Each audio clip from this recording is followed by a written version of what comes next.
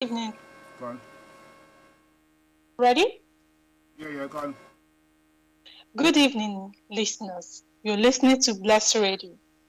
It's a Tuesday evening show just after 6 p.m. UK time. And this is Spiritual Discussion Program.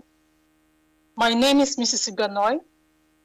Mr. Sad is not here tonight with us, so I will be hosting the show in Mr. Sad's place.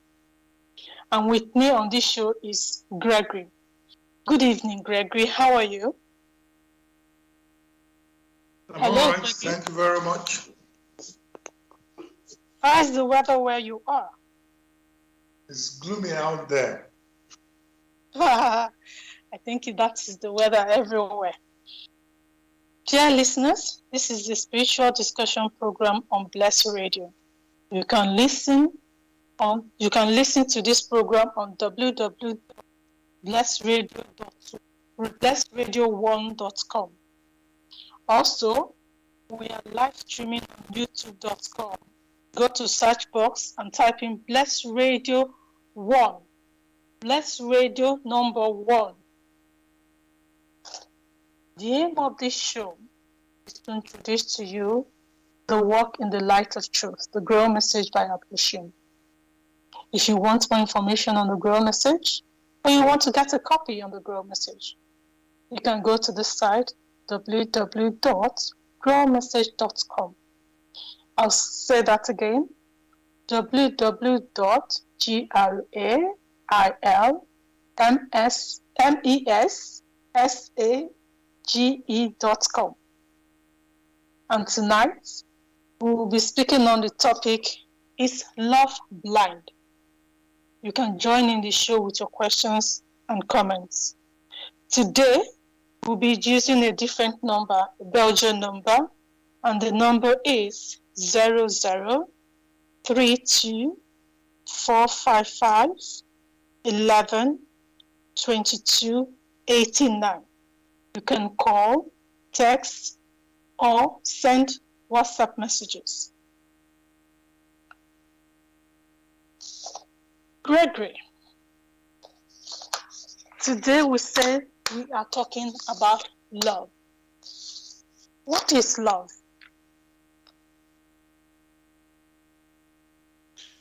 Sorry, I thought there was a reading before then.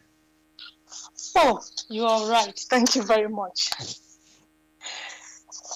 My apologies to ladies and gentlemen. I'm doing this for the second time, and of course, I am very nervous. I want to be sure I do it right. There's a reading here from the Grail Message, and it is, what is the Grail Message?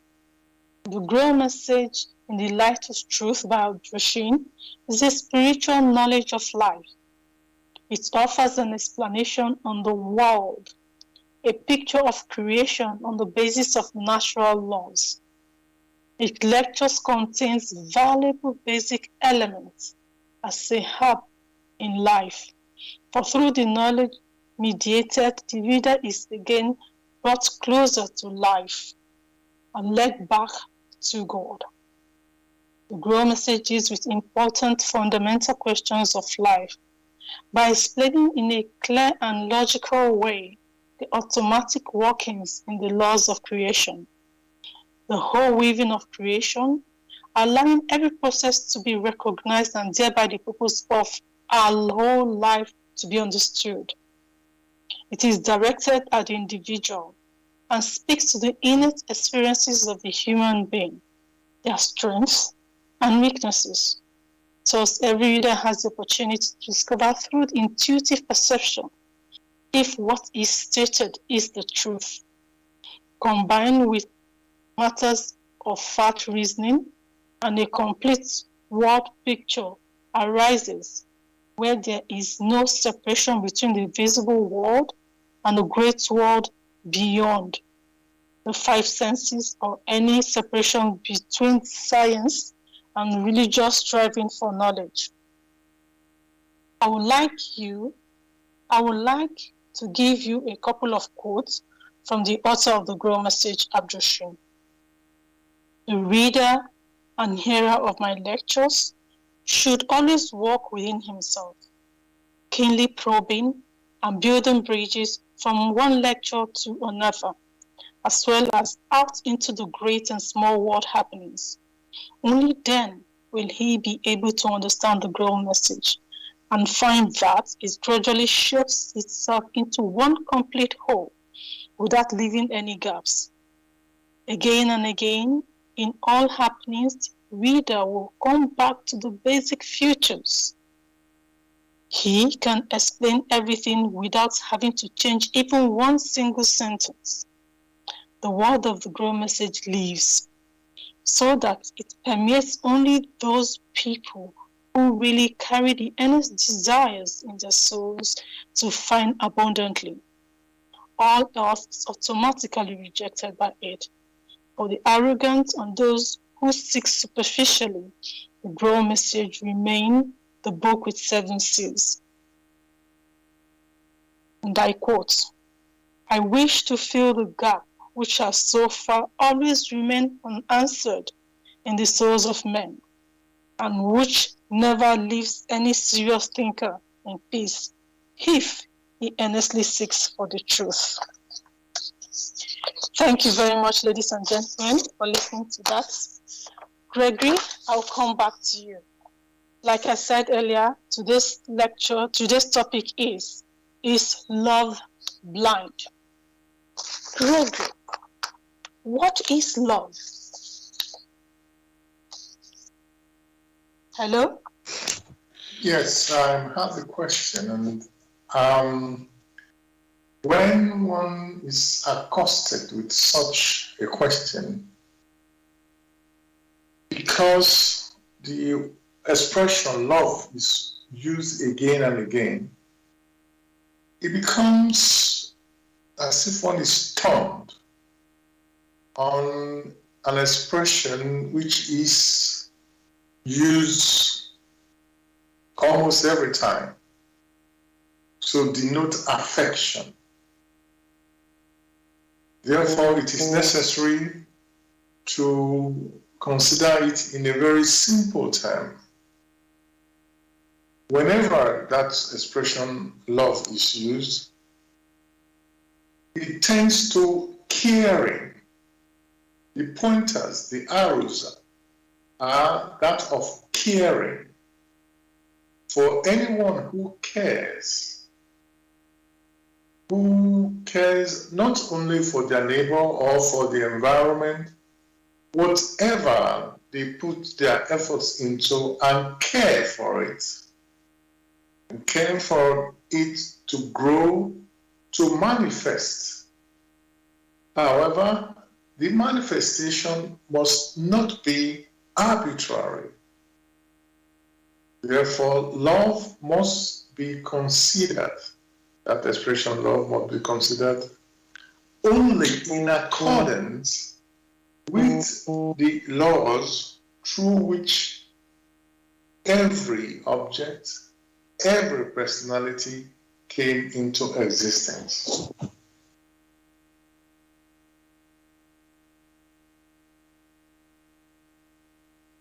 Thank you very much, Gregory, for that explanation.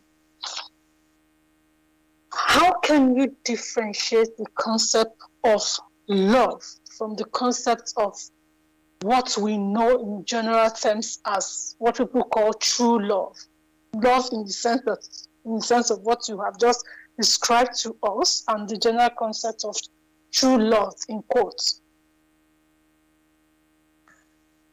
Again, that's a very pertinent question.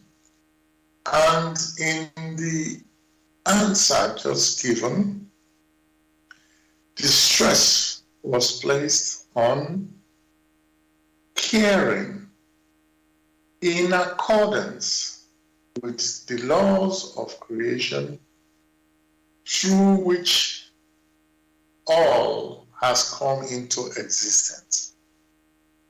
Therefore, one must consider or ask oneself, what are these laws through which we all came into existence? These are the natural laws.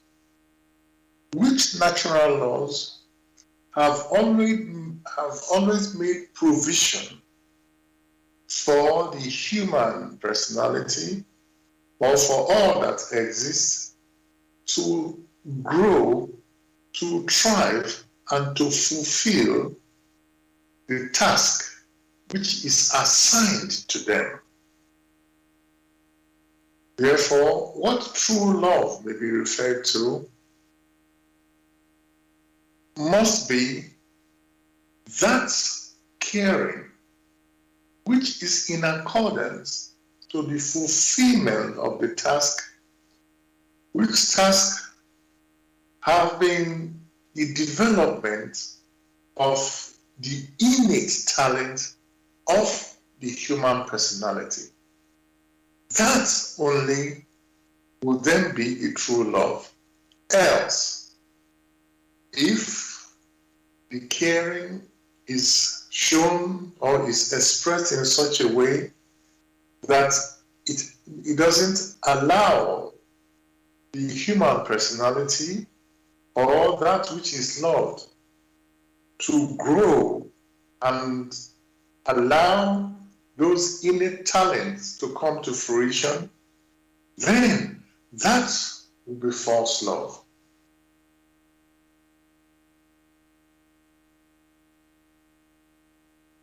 So from what you have said, when in practicing love, true love, we allow people to make mistakes. Hello, Gregory, are you there? Yes, of course, errors are expected. For a very simple thing, when someone is learning a new language, even if it's an old language, but consider someone who is learning a language. That particular personality first must take in some of the simple constructs of the language and in a gradual manner build up. In the process of taking in these constructs in a language, you find that there are times errors do creep in. And before long, if that person is diligent enough, will learn to eliminate those errors. And before too long, that person becomes an adept into the language. The same thing goes with someone who wants to study music. Consider you need to play either a violin or a guitar. You start with simple notes and you have to practice again and again.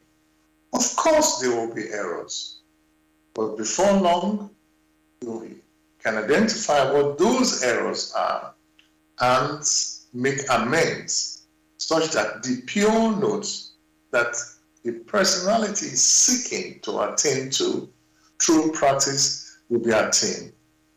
Therefore, errors are expected, but each personality must strive to eliminate those errors.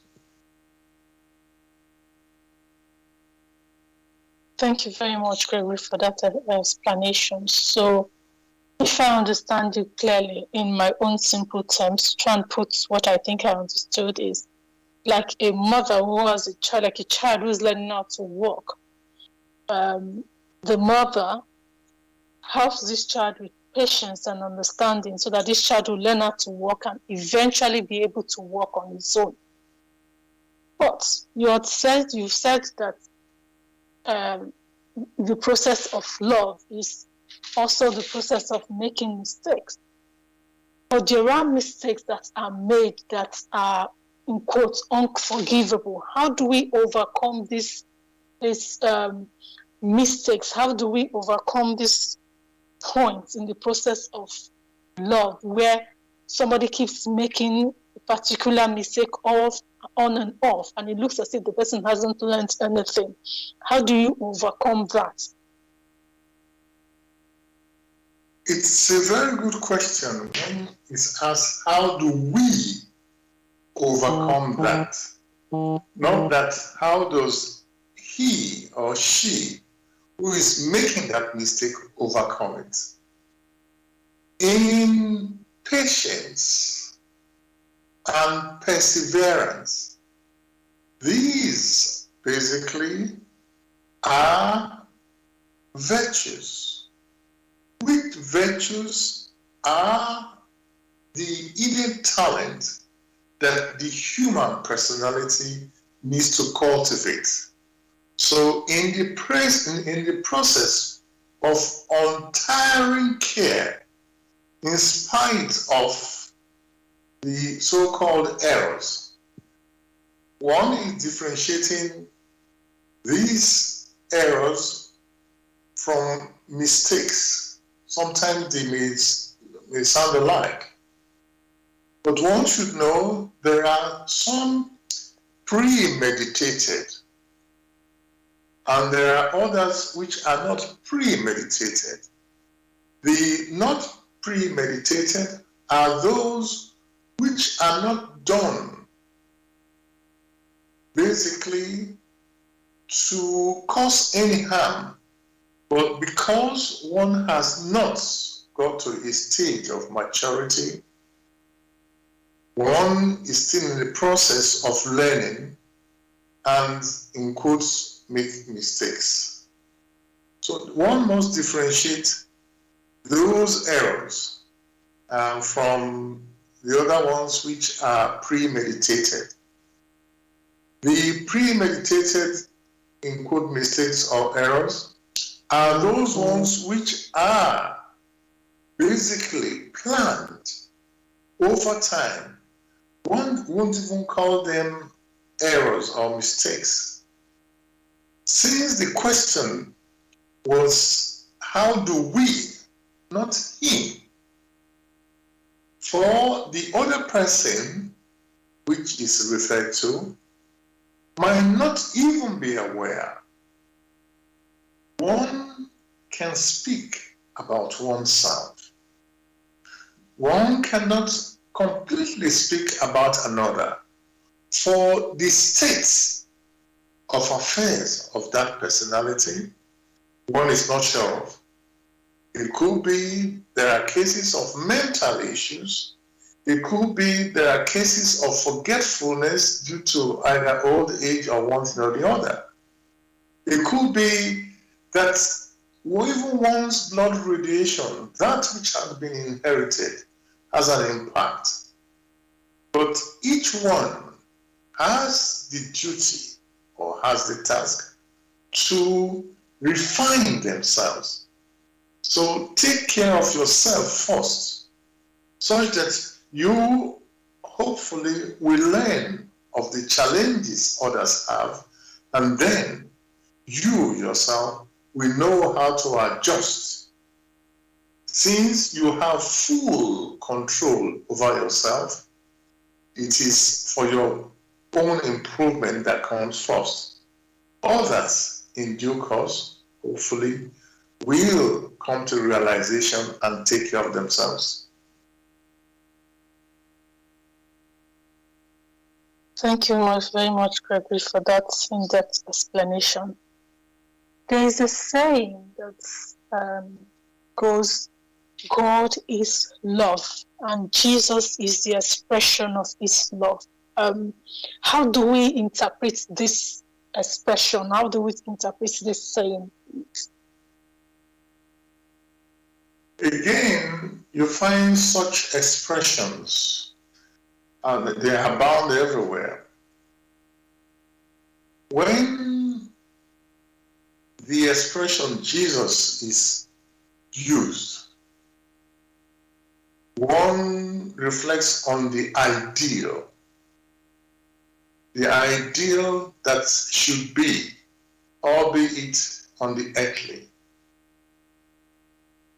That being the case, one, if there is quiet reflection on his activities, one can now come to a fine conclusion that he came here basically for that which is spiritual, to show examples on how man should proceed, even right here on earth, to attain to that which is spiritual, that is, to tend towards spiritual maturity.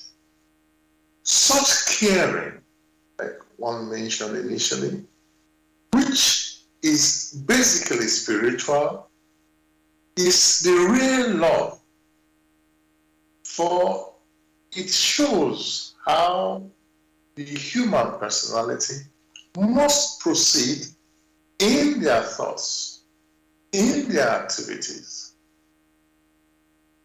With that, one can now understand where the teachings of Christ stand. But Christ did not just come on his own. He always referred to his Father. For he is in the Father, and the Father is in him. So, when that arose, that there was the need for him to incarnate on earth, he came, and through his teachings, he showed the paths that the human personality must follow to attain spiritual maturity. Therefore, that power was granted to him from his Father to fulfill the task which had been set for him. It must be understood that when the expression love is used, and Christ himself being a symbol, or he himself is love, the personification of divine love, it then shows us how, in following his teachings, one may overcome the challenges that man may come through in his everyday activities. In overcoming these challenges, he or she is able to rise when the time comes to rise towards that of the spiritual kingdom. That purely is love.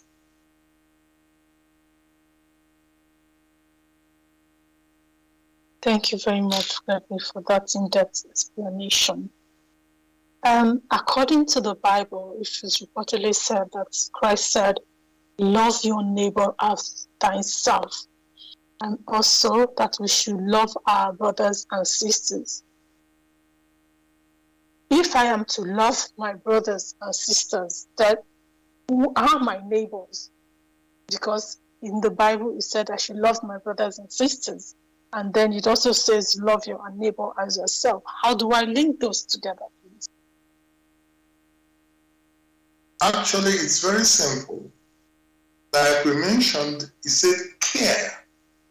One had used the expression caring. Caring in accordance with the laws of creation through which we ourselves came into existence. That is, in accordance with these laws, there is the need to make provision such that the caring is upbuilding. The caring will enable each personality to develop those innate talents, those innate skills, those inner skills that have been sown into the human personality. That, of course, can be done through one's activities, through one's actions, towards one's parents, towards one's brothers, towards neighbors you yourself do not even know. Such that in showing respect, due respect, which respect you would wish be shown to you in that particular instance, that's due care and due diligence in all that one does. That is the consideration and the care that is demanded of the human personality. Consideration and care which you yourself need in order to improve.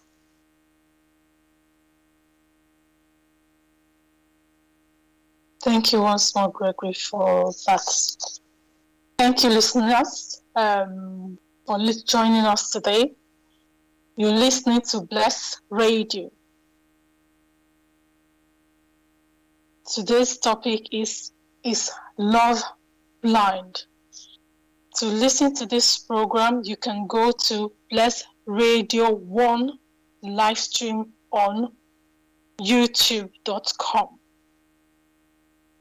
You can reach us, call us, or send us messages on 0032 455 112289. I repeat that again. 0032 455 112289. And for those who would like more information, more in-depth explanation of what Mr. Gregory has been explaining, or who wants more explanations on topics that have been discussed, you can go and look at these topics and explanations in the Grail Message. And you can find the Grail Message on www.grailmessage.com. I'll repeat that again, www.growmessage.com. Gregory, we talked about love. Now, what is the difference between love and sexual instincts or sexual lusts? Thank you again for that question. The difference is clear as day and night. When it is mentioned, it only means that one is an instinct, the other is an expression of caring. Therefore, one cannot even equate. One is basically for the propagation, which is expressed even in animals, even in cases where the human spirit is not involved. That which is referred to as love provides the opportunity for the human personality to mature, to grow in accordance with the will of Him who let creation come into existence. That which is called sexual instinct. That is an integral part which is with the human personality, albeit the human body. And that instinct grows over time, and as time goes on, also decreases. So these are two different things. But because many want to equate one to the other, sexual instinct is now equated to love. That is completely false.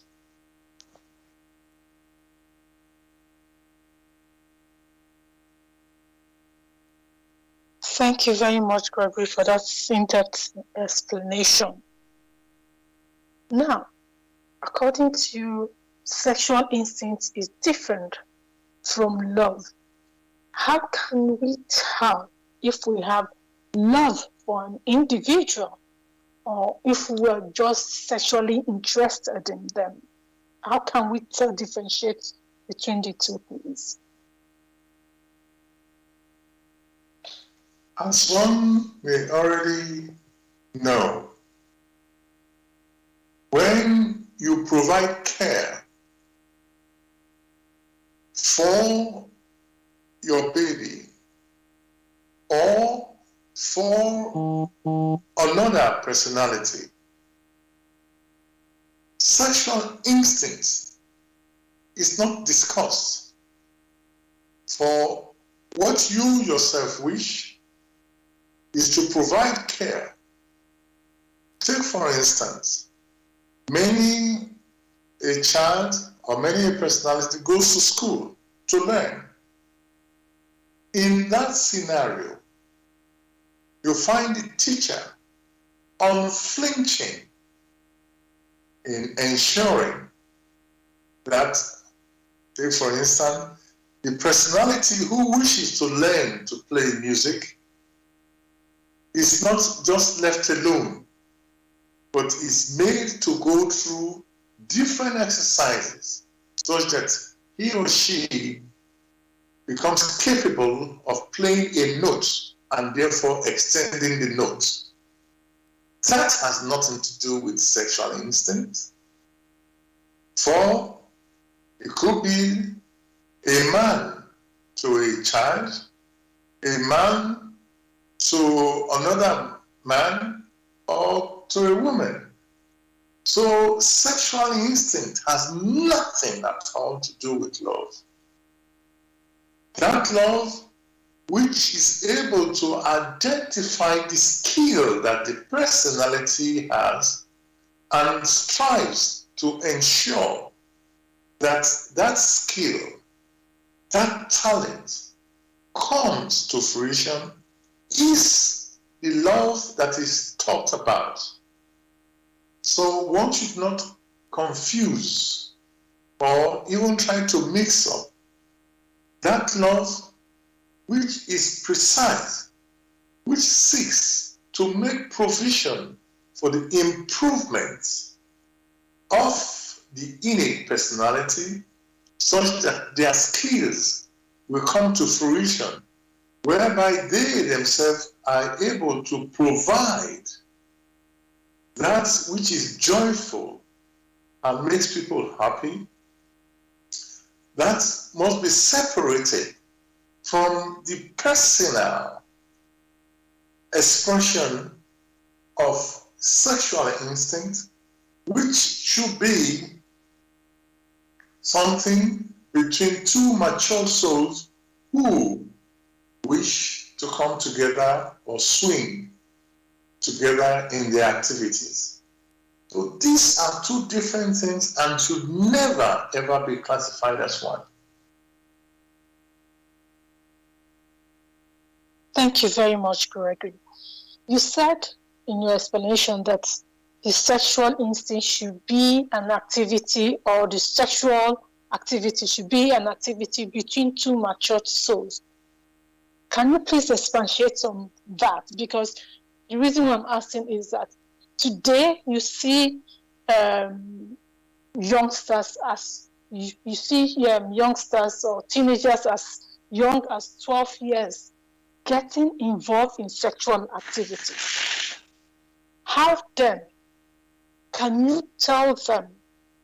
And sorry, let me rearrange my thoughts. Today you see youngsters getting involved in sexual activity, believing that by doing that, that is the only way they can express their love to whoever they are having this sexual activity with. How can the adults or older people explain to these youngsters that, look, sexual activity is not love. They are two separate things. It's a very good question you ask. And the solution is a very simple one.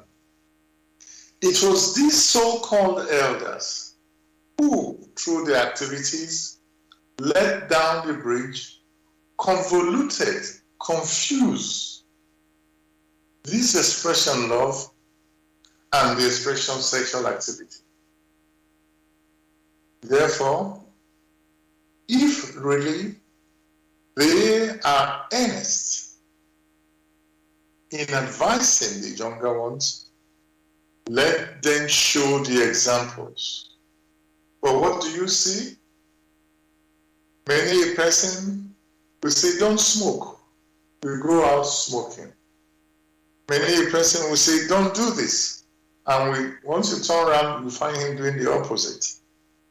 It was the basis of all this has been the wrong examples which had been going on for a long time that then precipitated to the younger ones that which is hanging out in the air, and many are able to pick it up.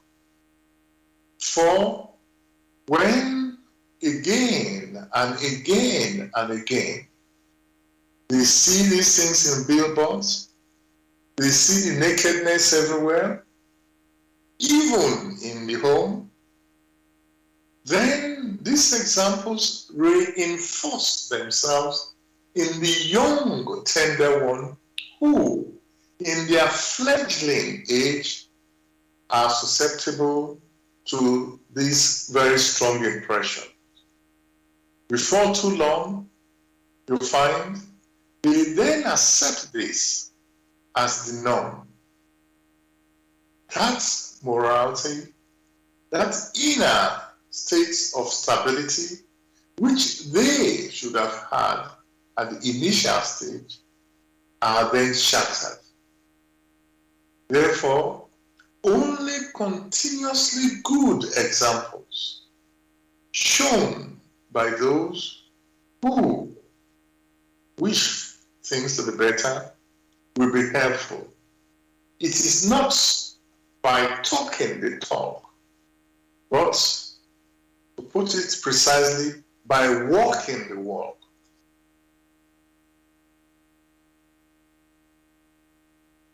Thank you once more, Gregory, for that explanation. From your earlier explanation, you did say that love gives you an opportunity to make mistakes and to learn. Does that mean that true love is all forgiving, all accepting, and tolerates everything? When a child is learning a new language, do you expect the child to be able to pronounce precisely the words as you yourself would like it? The child learns in bits. When a child is learning to walk, do you yourself to expect the child to get up and start running? You expect the child gradually to mature, first in sleeping on his belly or in the back, and then to know how to sit without support, and then to know how to stand, and then to take the first steps. By the first steps, you yourself rejoice. That is what is expected. Therefore, if the child totters when he's trying to make his steps and falls, the opportunity is granted to the child to stand up again, to keep trying. That caring is love. One cannot deny that it's challenging for the carer who makes provision to ensure that those who are not yet matured physically are granted the opportunity where they will have to walk, do things gradually. So also in the spiritual sense, granting one the opportunity to try again doesn't mean that you are weak. It also shows the aspects of love which grants further opportunity for self-improvement. Unless, however, you who is involved in the granting, in the support as the carer, wishes for something else.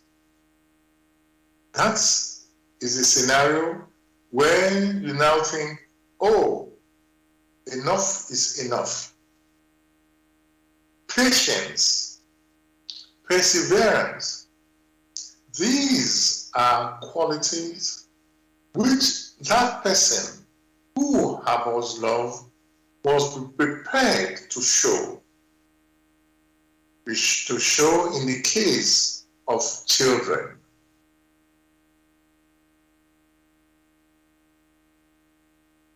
Thank you very much, Gregory. As you have explained and given examples as from mother to child, but let's take, for example, in a marriage or in a relationship, one of the spouse is abusive. Are you not saying the other spouse should sit there, keep quiet, and keep tolerating the abuse? That is how they show love? In the discussion, one had said caring and providing the opportunity, which opportunities hopefully will enable the other to mature, not immediately, but in due course. Are there no people who all the while have been strong enough to stand, but along the line, they themselves become ill, even at the prime of their life? So, when you have such a scenario in which such behaviors abound, then consider yourself that one or the other at different times had been weak or had been strong. And one has to support the other. Like has been discussed many a time, it is one for all and all for one. Should the case then be, oh, okay, one is for all, and the all, which is the unity of both, does not care about the others, then it is fair for one to gain or to have their self-respect By self-respect, one is referring to here in accordance with the laws through which they came into existence, where one must be left alone to reflect on the consequences of their activities. That is what is expected.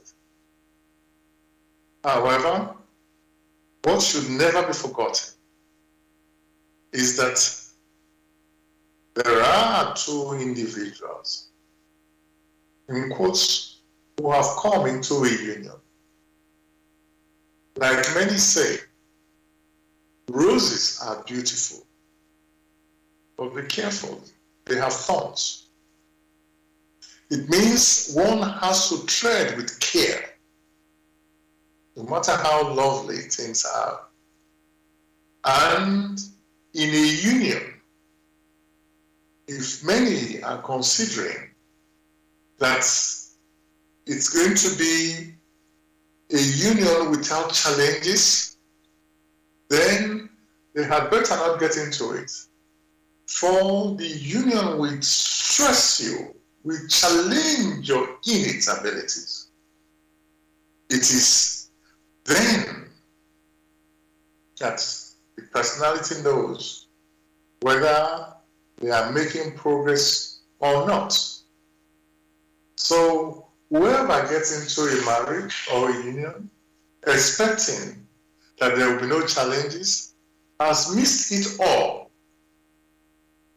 It should be expected that there will be challenges. Therefore, it now dwells on those who are involved in that to show through their innate activities that they are maturing along the line.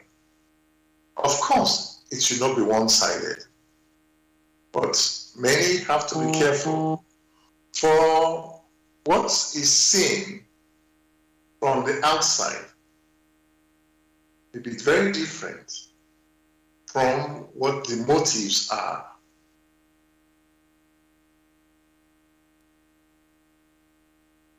Thank you very much, Gregory, for that. That's quite an in-depth explanation you've given. And I have a question from a listener that says, can love be blind when it tolerates?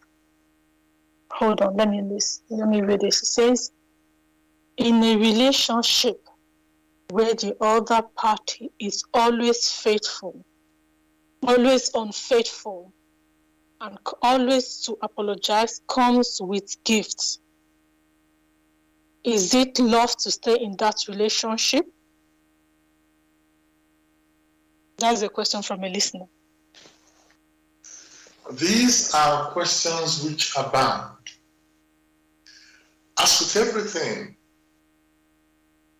there are lessons to be learned.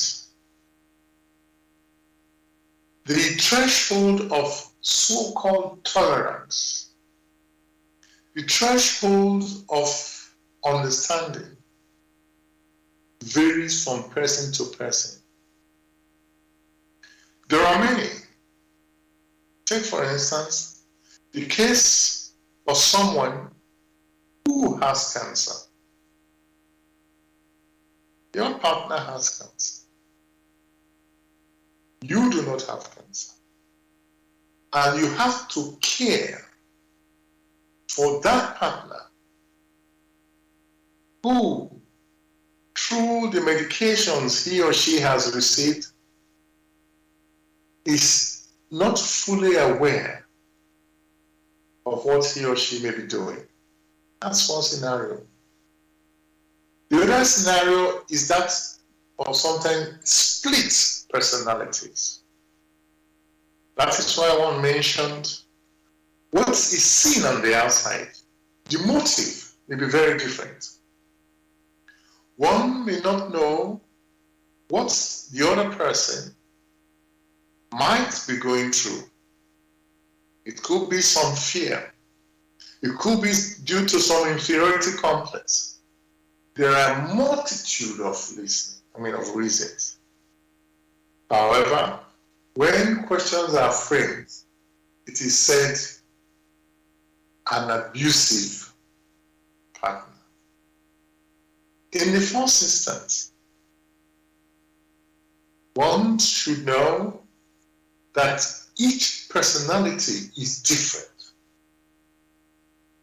Depending on the stress, depending on the challenges that personality or each personality goes through, and how they respond to these challenges, that is what builds their character. When that personality hasn't matured enough to know that it depends on how you yourself respond to these challenges, then if you, the accuser, knows, then you will know how to respond to challenges. Many times, one is expecting the other to understand, whereas they who expect the others to understand show no understanding. Again, do not forget, when people do come together, first, it could be there is a goal. That goal could be that goal of personal redemption. Therefore, that goal may be referred to as the attraction, where one has to redeem himself or herself. That must be considered. The goal could also be that they wish to serve together. And in serving together, they will attain to a particular self-refinement. That must also be considered. So, let no one so bother about the other that as if they don't have much to redeem. Each one had sown so much in the past that now in the present, they haven't created structures in the past, not just in this earth life, but in past earth life, which now returns back, presenting to them that which they need to experience. However, with the good volition, with the firm good volition, many a challenging characteristic can be overcome.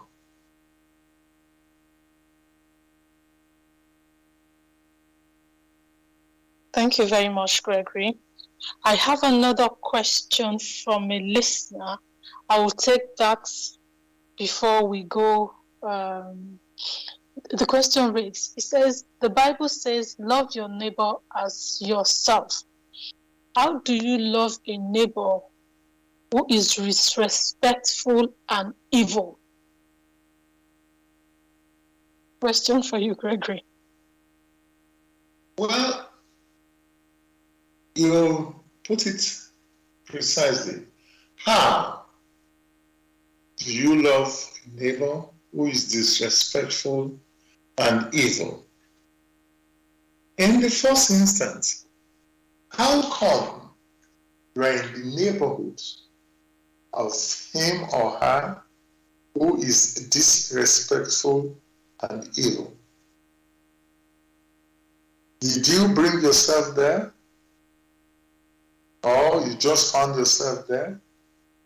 Is there nothing to be learned? One should never forget, in the weaknesses that many have exhibited, therein lies their strength. Only they had no self-control over these weaknesses. The possibility is there by showing a good example, in spite of the fact that they don't deserve it,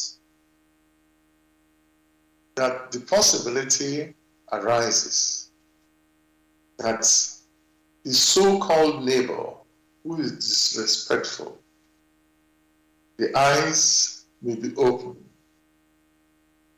Possibility is also there that by realizing that the neighbor is disrespectful and evil, you yourself will now make a vow never ever to be disrespectful to another or to be evil to another who, like you, is here on earth to improve himself or herself spiritually. So, whatever the scenario, having the right attitude, having the right inner attitude, then it is beneficial. Like Paul, when he wrote either to the Corinthians, that whatever the case, one is able to learn the necessary lessons for those who trust in the love of the Almighty, just as they, the disciples at that time, trusted in the love of the Almighty and were able to move forward.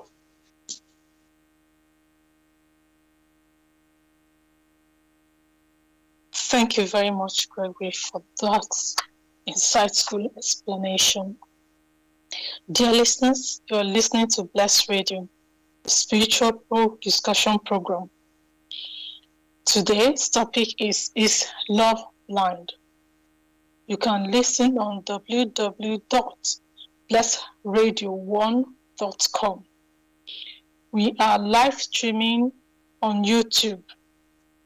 Go to search box and type in Bless Radio 1 live stream. Bless Radio number 1. The next day you can listen to the recordings of the show.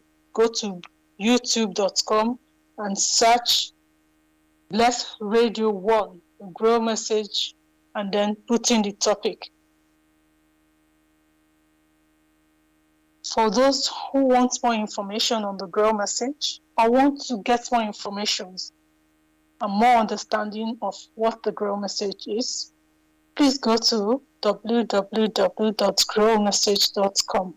I'll repeat that, www.grailmessage.com.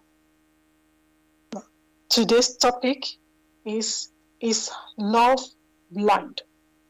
You can send your questions, WhatsApp messages, or call on 0032455112289.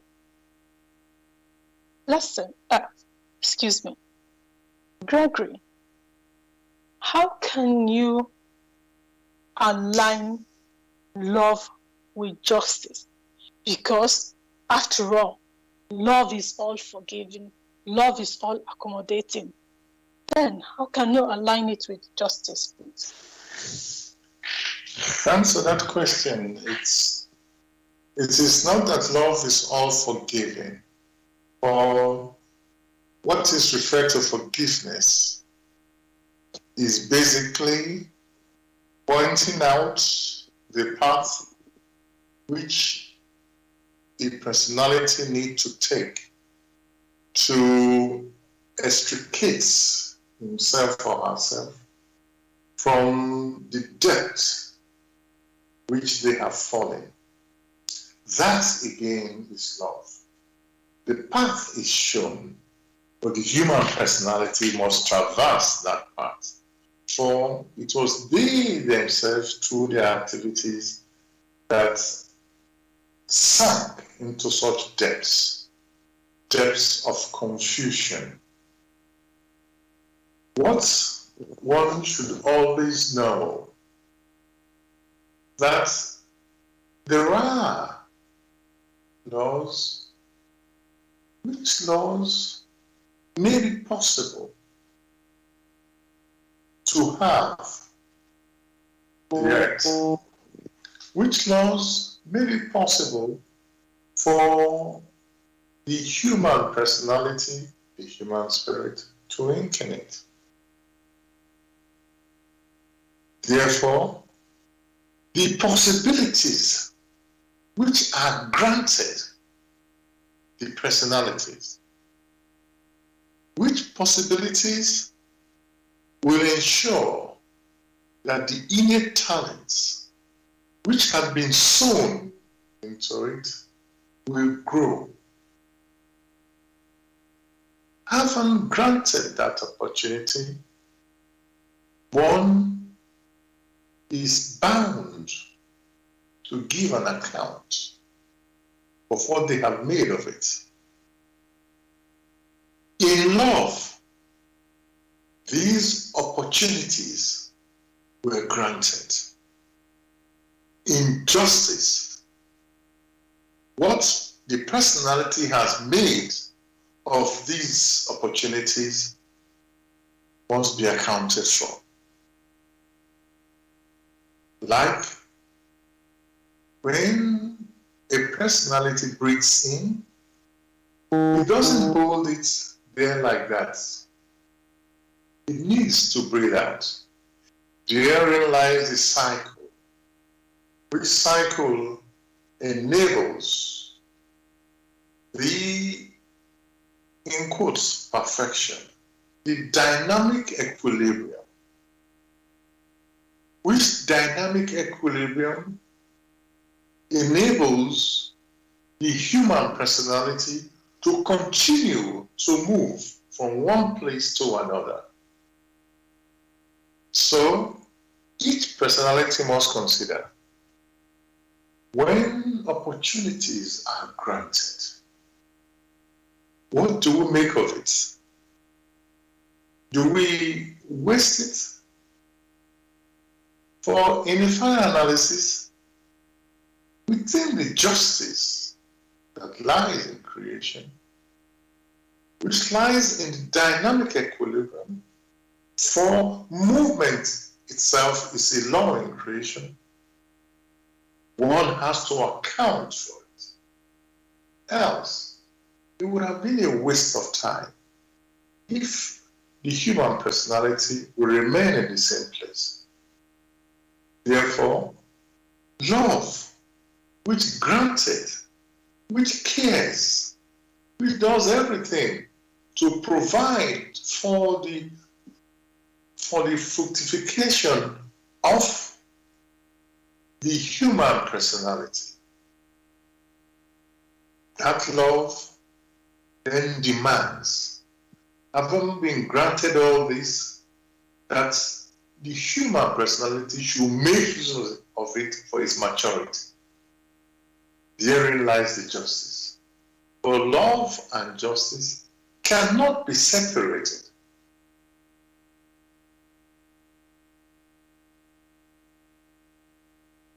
Thank you very much, Gregory. I have a question from a listener, and it reads, should we always tell the truth, even to close or loved ones, and hold back especially about telling the truth in regards to death or cancer diagnosis? Or should we tell them what is called white lies? Thank you. Sometimes it is not understandable what many mean when they use the words or the expression white lies. One has to be careful one spoke of truth. Facts must be made known. Facts is not truth, or not all facts are truth, is true.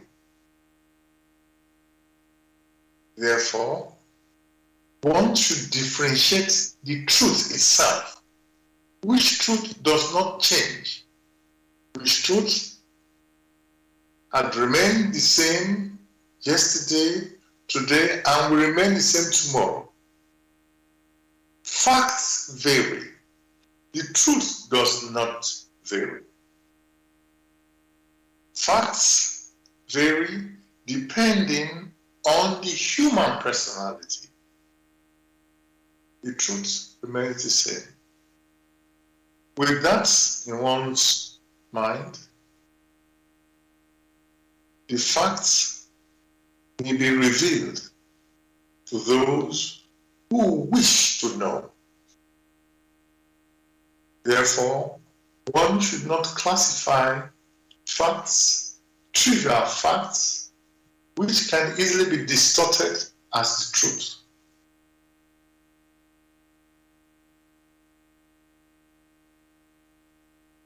Thank you very much, Gregory, for this explanation. The reader says again, what I want to know is it okay to disclose certain information to close relatives? Because sometimes they might not be matured enough to handle these informations. How do I go about that? Again, it is assumed that because you have the facts, you know better than them. Of course, when it comes to the maturity, those of the same age or of same maturity, the possibility is there that once these facts are revealed to them, they might lose hope.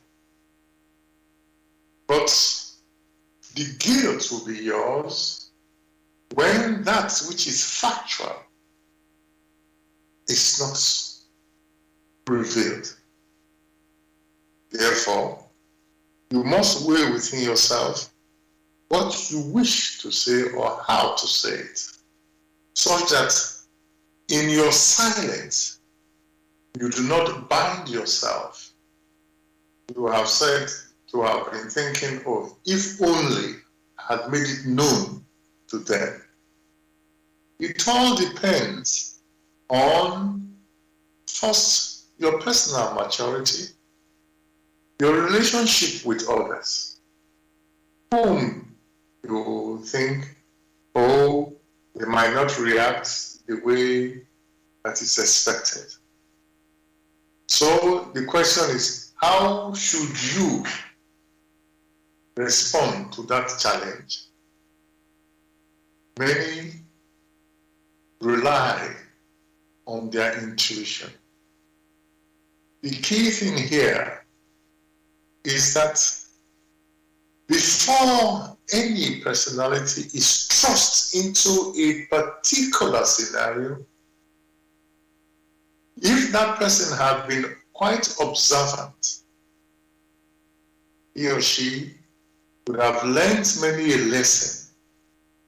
That is, he or she would have been prepared to know how to respond to future challenges. But in their haste through life on earth, they do not take notice of this, and therefore they hurry along, and all of a sudden the scenario, avails itself, and they don't know how to act. For many, one will say, be very observant, be very vigilant.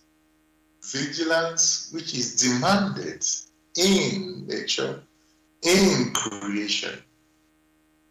vigilance in all that you do, in all activities, then when a particular scenario avails itself, you yourself will know how you need to respond. Else, in discussions like this, answers are provided to you, which answers do not touch the inner personality in order to mature, to get to know how to respond to such challenges. There is no other way other than the inner attitude of the personality in maturing. During the process of attaining such maturity, it will then know how it must respond when particular challenges avail themselves. Then such questions, as has been asked, will be reflected on very differently for the personality who is vigilant, who is able, in the alertness of the spirit, through one's intuition, and with the coordination of the intellect. In that alertness, many will know how they act when the need arises.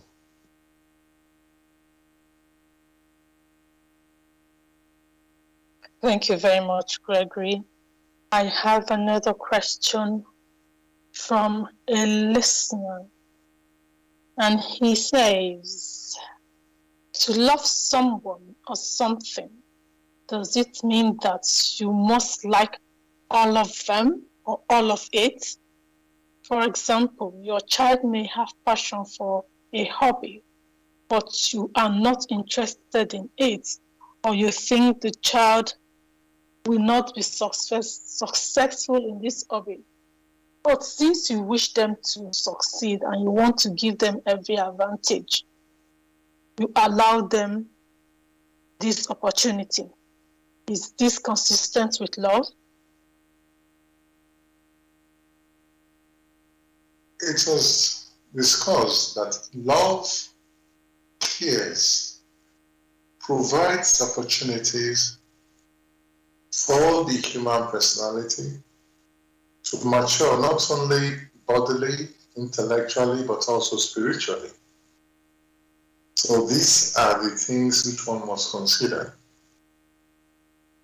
And in the first case, for a parent who is vigilant, he or she must have identified to a large extent the personality of the growing up child, learning new things every day, and therefore learning to guide it. In that particular scenario, you will find that if along the line it has been fulfilling its task, it's able to say the hobby, in quotes, which you wish to fulfill now will be helpful.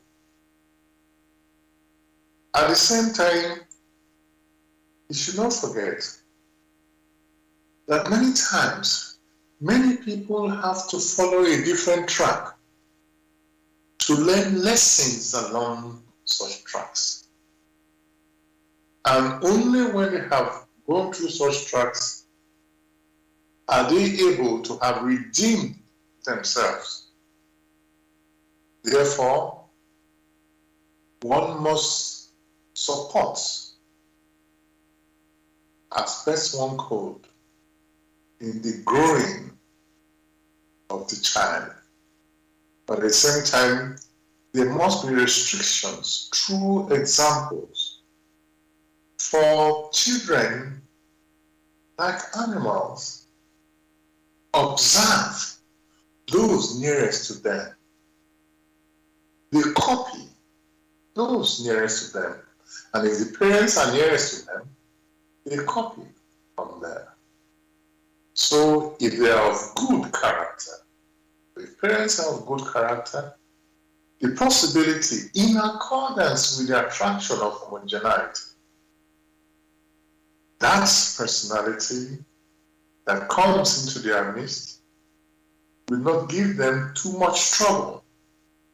Although knowing that the personality is different, then they are able, in working together, show the examples that are necessary for the child to be a strong personality for itself now and also in the future.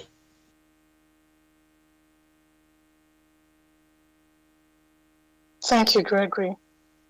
I have another question here that says, in a relationship, how can one practice self-control over oneself? Thank you. When it is said self-control, self-control basically means something which is different from what is meant. When the expression self is mentioned, it is referring to the inner personality that is of spirit. Therefore, to have the control on oneself only means that the human personality is able to make provision for itself in such a way that it does things in simplicity. It does not assume for itself that it knows everything. It therefore makes room for further maturing. That is the control that is referred to. The way this control manifests itself in outward activities vary from one person to the other. There are some who will exhibit self-control by not talking too much, by not exaggerating, by taking simplicity as the basis for their activities. Such is self-control. For when one intends to learn something new, albeit a language, you cannot jump into it and learn it overnight. But taking it in simplicity, that which is necessary first, disciplining yourself to take that which you need to take and imbibing it, making use of it diligently. These are the controls that are referred to. For the physical body is only animated by the spirit. Therefore, when the spirit, through vigorous activities, takes control, then the expression self-control becomes a fact. For the self, which is the inner man, has full control, decides on the path which the physical body, which the intellect has to traverse. For it is the spirit which is alive. Therefore, that expression self-control only gives back control to the driver, which driver is the spirit.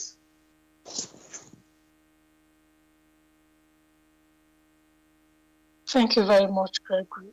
Can we also say that in practicing self-control in a relationship especially, that you shouldn't do to your partner which if they did it to you or do it to you, you will find offensive or it will not be acceptable to you. Can we also say that is a way of practicing self-control? That, again, is a manifestation of self-control in relation with another person.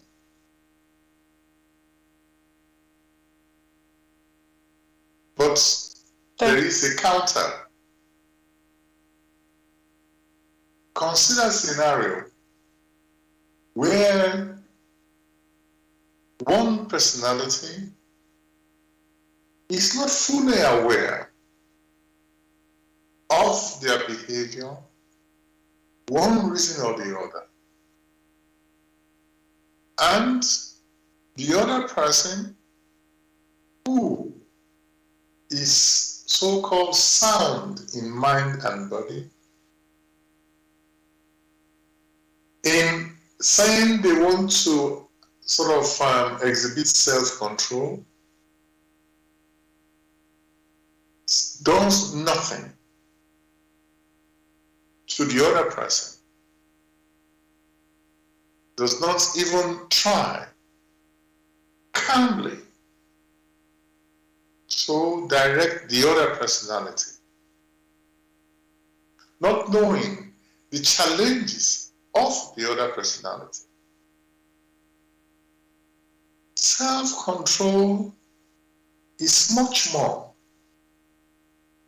What's the way it manifests varies so highly in different scenarios. Many times, people only compare themselves to another. Wrong. And so very wrong. In a society, there are those who are just learning the language. There are those who have matured in the language. There are those who are musicians. There are those who are scientists. There are those who are traders. There are those who can run 100 meters in a few seconds. There are those who can run 100 meters maybe in 2-3 hours. Now, why compare yourself to another? So the examples which are given, even in the union, are basically examples where one person compares himself or herself to another.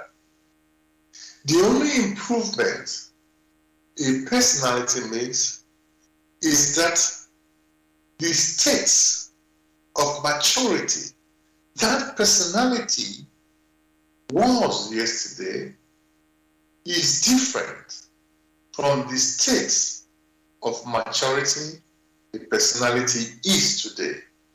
If the personality has learned or have achieved tolerance, respect,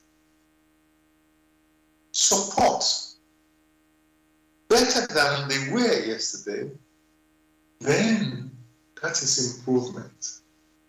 Else, comparing yourself to another is like that of the Pharisees or the Sadducees of biblical times. Oh Lord, I thank thee that I am not like the others are, because wherever along the line, you yourself is sound in mind and body. You yourself are not going through the same challenges as the other person. Therefore, each personality must strive to improve themselves every second, every hour, every day, every month, every year, continuously, always moving forward. For in maturity and moving forward, the challenges lie behind, whereas in indolence, the challenges still lie in front.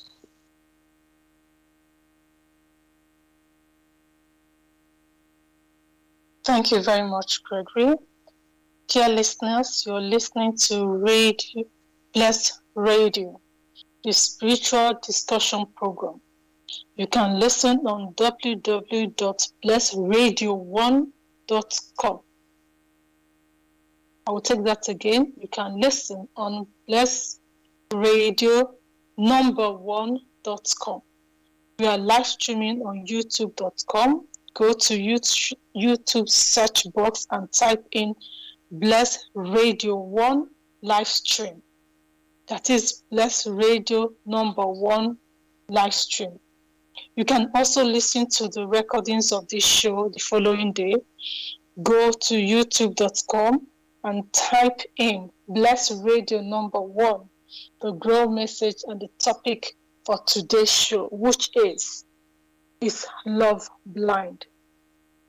The aim of this show is to introduce the work in the light of truth, the Grail Message by Joshua. If you want more information on the Grail Message, or want to get a copy of the Grail Message, then go to this website, www.grailmessage.com. I'll say that again, www.grailmessage.com. You can send us your message, call us, or send us WhatsApp message on 0032455112289. Gregory, we talked a lot about love. Can you say that love overlooks the other's faults? It would be wrong in accordance with the laws of creation to see a fault and overlook it. For consider someone walking along the road and there is a fault, like a deep chasm. Would you overlook the chasm? The best one may do is to be vigilant. That is, to know how to respond to the particular challenge of a fault or a chasm, such that when the need then arises, one knows how to respond to it. Love is not blind and cannot be blind. Love, in quotes, like many will say, true love, sees that, knows that what is called a fault is a talent which has been used the other way. The challenge is now, how can one go about it? For the loving one, how should one go about it? To quietly, or by some means or the other, help the other personality to come to realize that going along that path is detrimental to its spiritual development. Not only spiritual development, even to the earthly. Therefore, it is of great importance for one to recognize that that particular personality had not recognized that challenge or that error or that which seemed to be a bandage over its eyes, in which it may not know that in his or her living or everyday life, it commits these atrocities. For a human personality who is alive, automatically we know that in order to live here on earth, that personality must be able to breathe in and breathe out. Therefore, if they realize that for themselves, so be it for others. The human personality knows that in order to be able to live on earth, the human personality needs food for the physical body that it uses. So it is also with the others. And that therefore, when it finds that with the other personality, that there are challenges, it is its task to reflect, not to shut its eyes to the challenges that has accosted the other personality. For it's been stressed, it is one for all and all for one. Today is that personality. That personality who is unable to overcome a particular fault because it might have been indolent enough. Tomorrow could be with a new challenge. You fall to a similar fault as that other personality. Had you been vigilant? Have you been on the alert? The necessary lesson that has caused such a personality to have gone through such harrowing experiences, you yourself will try to avoid. The causes of all wars. Wars within family, wars in society, wars between nations have been very simply overblown egos. So it's the same overblown ego to consider that someone has a challenge and you are in the right without striving to understand what must have caused it. Like it's been said, today is that person. Tomorrow, you cannot predict unless you yourself have put yourself in their position to endure, to learn, find a solution. That is how creation, that is how nature presents to you many a thing in preparation to the fulfillment of your task, which is basically self-control, self-improvement, self-awareness, and to put it very succinctly, precisely, self-consciousness. to be conscious of the innate ability which you bear and to make use of it in accordance with the laws of creation. So do others also.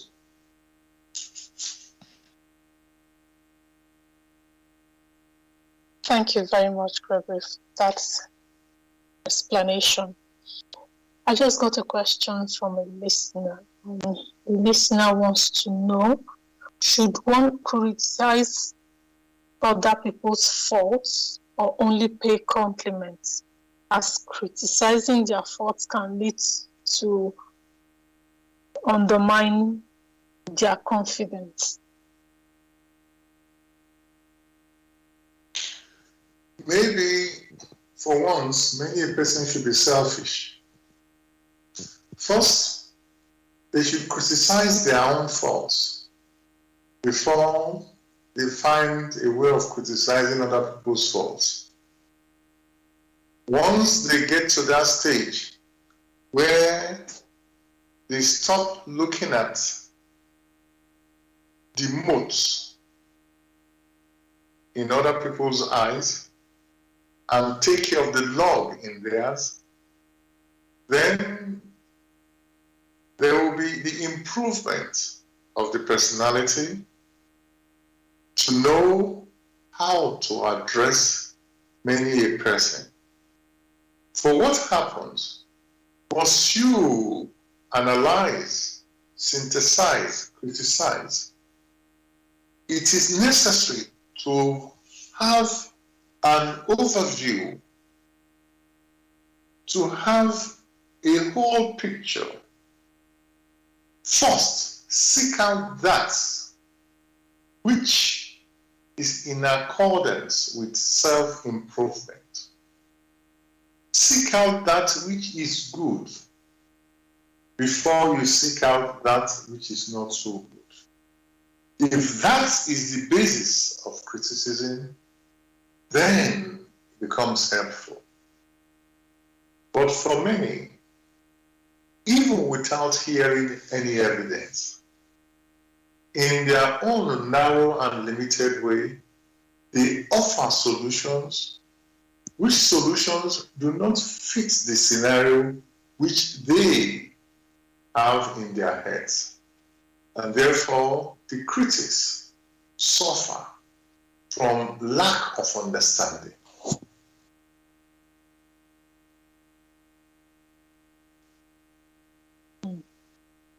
Thank you very much, Gregory.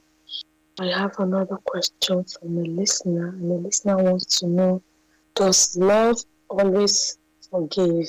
I know you've answered that question before, but I'd like to know can you please explain further if love always forgives? It is possible for further explanations, but what should be well known is that the word forgive maybe has not been well understood. To forgive doesn't mean verbally to utter all sorts of things and says one has forgiven. Such forgiveness must come from deep within one's intuition. And that is the greatest challenge for the human personality. For many cannot distinguish between their intuitions and their intellect. So, in talking, they say, oh, I've forgiven. For if it springs from deep within one's intuition, help, structures, as if have been set up to be of assistance to the other personality to find a way to dig themselves out of the hole they have placed themselves. That is what is referred to as forgiveness. You do not say, oh, I have forgiven. in such a casual way and walks away, if truly there is forgiveness which springs from the Spirit, then it becomes very clear of how one may express it and how these things will manifest. So, very sadly, the way the language is utilized many a time, what they express verbally is not what they mean. And that is the challenge. So the question always remains, what is forgiveness? Is it just the verbal assurance given, or that which vibrates deep within the human spirit? For when you consider, when you deal with a child, and the child in walking or takes some instrument, falls and breaks it, you don't think about it. You say it's a child. You don't talk about forgiveness because you've already forgiven. You don't hold the child responsible. Sometimes you hold yourself responsible for leaving something there. Again, sometimes if the child is injured and you thought that you should not have left that thing there, you end up blaming yourself. And you say, I can't forgive myself for this. Which is an excellent expression. Now leave the child and come to the adult. Which adult may have matured to a certain extent, or may not have matured, or has some challenges which you yourself don't know. And there has been a scenario in which you expect of the adults to have behaved in such a way in accordance to your expectation. But that was not the case. And you say, because something has happened, you do not forgive. Fair enough. As usual, many are very superficial in these matters. Forgiveness, strictly speaking, is like severing a knot, which knot would have knotted you between, a knot would have been formed between yourself and another. But deep within, that knot is severed due to the understanding shown and the support shown in that particular scenario. So, in genuine forgiveness, not superficial, lies the opportunity for the other personality to make amends here, or sometimes in the future, or hereafter.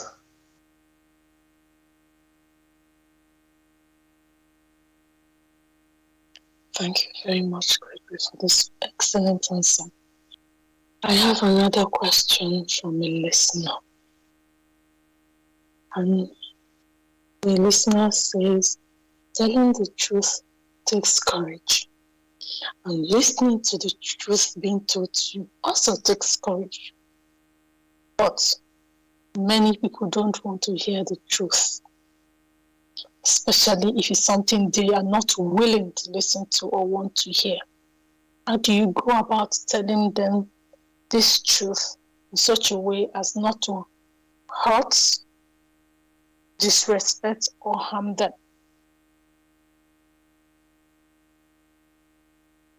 At the beginning of discussions, there was discussion with facts. Very long time ago, it was stressed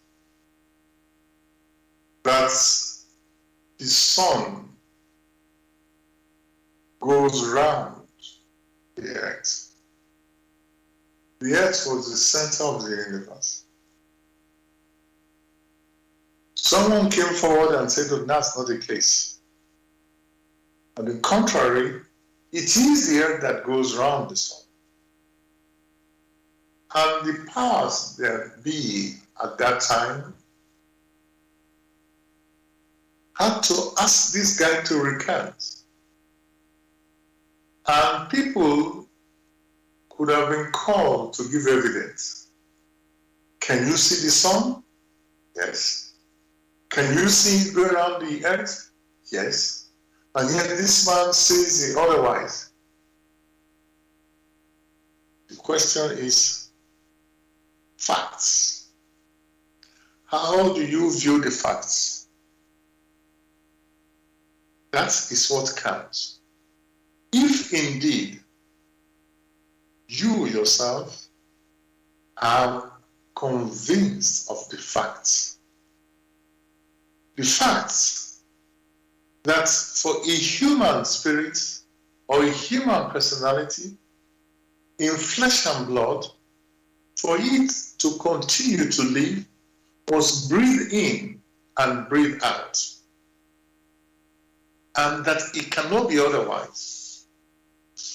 And an authority or whoever or now says, "No, we don't want to hear that." Your self-respect must be such that silently, quietly, and calmly you follow your own path. You don't have to fight over it. You owe it to yourself first to protect yourself and continue to live. Therefore, it is no use worrying about what other people will say when you have come to the realization that the facts remain, which facts themselves are simple instances. The truth never changes. Therefore, those who say, "Okay, we don't want to hear," that is, at that particular time, that is their state. Tomorrow, the day after, though some people can mature to the extent where they are now able to understand it.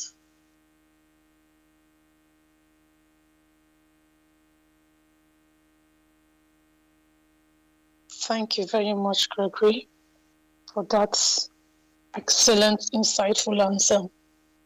I have another question from a listener, and I don't know if it's a question or a statement, but let me read it out. If you ignore what you see that is not right and you keep quiet about it because you don't want to hurt another person's feeling, then you become frustrated, feel unhappy, and become suppressed. Do you agree with me? That's a question from the listener. Could you repeat it, because it wasn't very clear? It says, if you see what is wrong and keep quiet about it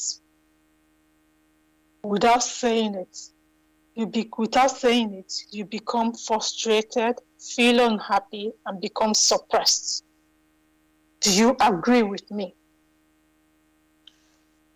The question of agreement or not agreement doesn't arise. If you yourself see that or experience that which is not right, not helpful, and you are capable of remedying or providing remedy to that scenario, then it is your task to do so. If, however, you see that which is not right, and you are not capable in providing any remedy, then it will be foolhardy to put yourself in the position when you lack the capability of providing remedy to that particular scenario. So it depends on the capabilities. Which capabilities could be that of intellectual capability or spiritual capability. There are some, through their blood radiation, are strong enough. I have seen many a person suffering, and they are, through the purity of their life, able to share of the fine radiation through their bodies to heal others. That's the capability. There are some who see some scenarios where hunger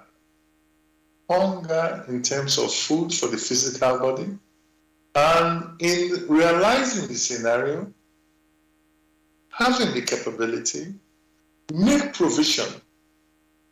So be it. They have acted in accordance with their inner conviction. There are some who may see the same, unable to do anything, but can share in their thoughts, in their prayers, in their cries, such that in the accumulation of all these cries, which cries has come from the inner man, in the accumulation, which is more an attraction of homogeneity, heat is generated such that someone somewhere is able to come to realization, who then has the capability of helping to provide a solution. So each personality has the capability of doing something, but not in the form as many think, that it must be from you who has, in quotes, all the money or has all the strength. There are some that may have all the money. There are people out there who are able, to some extent, give some blood donation for one who, for one reason or the other, is not capable of having the right blood at the right time, but on a temporary basis, surviving on that which has been granted to him. Would one say they should have had more money to be able to help? That is the scenario which has to be considered.